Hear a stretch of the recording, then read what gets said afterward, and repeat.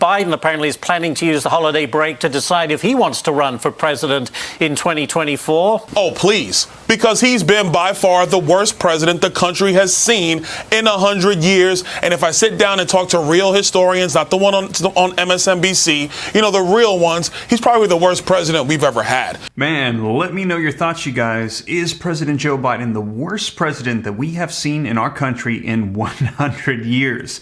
I'm going to be sharing with you the full video footage so you can see it for yourself. This coming from Byron Donalds of Florida, representative, and he's going to be talking about how Florida is doing so well. He's also going to be talking about President Joe Biden and the Republican candidates that we've heard announced are going to be running in 2024. As take a look at this. I've already shared with you just recently that former President Donald Trump has announced that he's going to be making his White House bid for 2024. Now, let me know your thoughts. Do you think former President Donald Trump will take it from President Joe Biden? I mean, especially if he's the worst president that we've seen in 100 years. Now, also, I shared with you Kanye West has announced that he's going to be making a 2024 presidential bid as well. And I actually just did a poll on the channel. A lot of people asked me if this was real. Some people were actually offended, like they thought it was a joke, and actually DM'd me on Instagram. But no, this is real. Take a look. And I did a poll. Out of 1,000 people on my channel, 78% said they would vote for Donald Trump over Kanye West. But that's not all. When Kanye West made his announcement, he also approached former President Donald Trump and asked him to be his VP, which we're hearing did not go over very well. And afterwards, take a look at this. Trump says that Kanye West is a seriously troubled man who happens to be black and defends controversial Mar-a-Lago dinners. So, man, let me know your thoughts, you guys. Now, I just did a poll as well, just released it right before I started recording this video. Is Joe Biden the worst president that we have had in 100 years? Representative Byron Donalds of Florida says yes. Do you agree? Do you disagree? Go check out the poll on the community page. Let me know in the comments down below. But let's take a look at the video footage so you can see it for yourself. And again, let me know your thoughts. What's going to unfold in 2024? Is Joe Biden going to maintain his position as president? Someone else going to come in? Is it going to be Donald Trump, Kanye West? Should it be somebody else? I've heard calls for Michelle Obama, Bernie Sanders, Ron DeSantis. Gavin Newsom said that if Biden decides to run again, that he will not run, that he will wait his turn. So we will see. Let me know your thoughts. Let's go ahead and take a look. And don't forget, smash the like button, subscribe to stay up to date. Take a look at this. Florida added 36,000 jobs during the month of October. Its private sector saw 35,000 jobs added. That, by the way, makes it the 30th consecutive month of job gains for the state. Pretty darn impressive. Congressman Byron Donalds joins me now. Congressman, Florida is showing economic resiliency. I think that's the best way to put it. Despite the effects of Hurricane Ian, Nicole, how is your state doing it? Well, a couple things. You know, hurricanes were devastating to some of our areas, but our economic climate continues to be the soundest in the country. Number one, we actually have pretty good, consistent regulatory policies in our states. Obviously, we're a destination state. Number three, and most importantly, there is a consistency in how we govern. And so business owners, when they move here, they know there's not going to be a shifting in governmental, economic, regulatory policies. They're going to create issues. We are consistent in Florida, have been that way for quite some time. That's why our economy continues to grow and thrive, even with some of the imbalances across the rest of the United States. And, you know, bottom line is it's working. And I think that's why you've seen the population grow so quickly. And those people escaping blue states where they come here and say, wait a minute, the taxes are considerably lower. And it's a very business-friendly environment. Oh, yeah, 100%. First of all, no state income tax.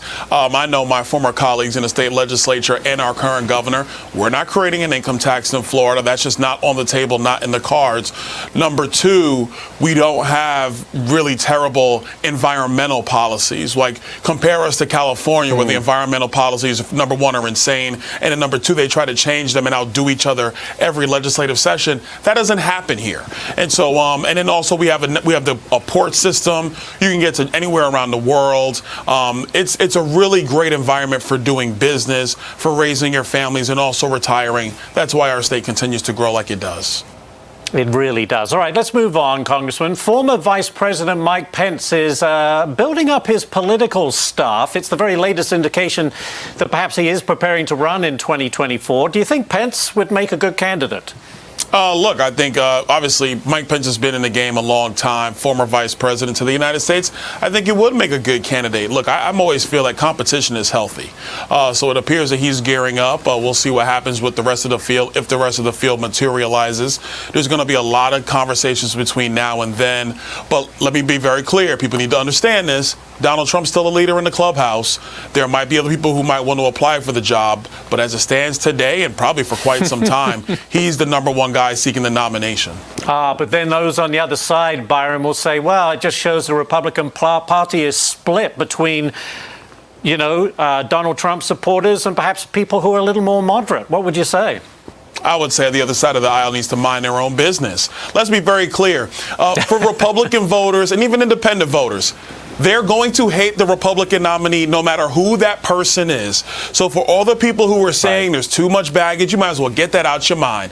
Remember that there was Bush derangement syndrome. Remember what they did to Mitt Romney. The Democrats are not going to like our nominee, so I don't get into that kind of stuff. What I want to see is whoever's going to run for the White House. Obviously, Donald Trump is running. We'll see who else decides to get in. Just demonstrate what your agenda is. We already know what it is from Donald Trump, what he's going to do. Just demonstrate what your agenda is and see if Republican voters will support it. That's it. All right. Now, on the other side of the coin, President Biden apparently is planning to use the holiday break to decide if he wants to run for president in 2024. What's your reaction to that? First of all, I would say that if he's going to run for president again as a Republican, oh, please.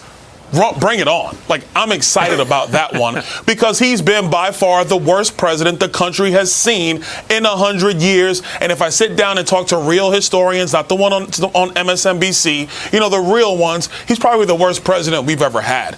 Number two, I think that in terms of the Democrat Party, now I'm going to give the Democrats some free advice. This is what happens when you don't embrace term limits. This is what happens when you don't have changeovers in leadership. You get stale. They have a very thin bench. Who else are they going to run? Gavin Newsom, yes. Kamala Harris, Pete Buttigieg? I mean, come on.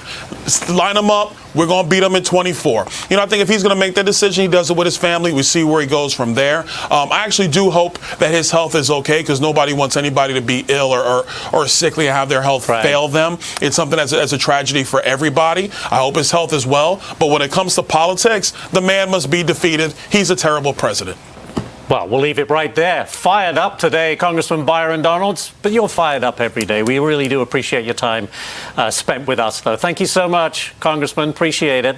So there you have it. Now, I'll keep you up to date on whatever unfolds. We're hearing there's going to be a lot of candidates likely popping up, and if they do, I'll let you know what's going to be happening. We'll see if he's going to maintain his position or if he's the worst president in 100 years, how it'll be very likely that another candidate will come in and take his place. But I'll keep you up to date on that, and also stimulus checks, child tax credits, Social Security increases, PEBT, SNAP, any available funds that can help you out at this time. And to see the latest on stimulus checks, go ahead and check out this video right here, and I'll keep you up to date as more rolls out. But with that being said, you guys, thank you so much for joining me. I'll catch you in the next one. Take care. God bless. This is Steve.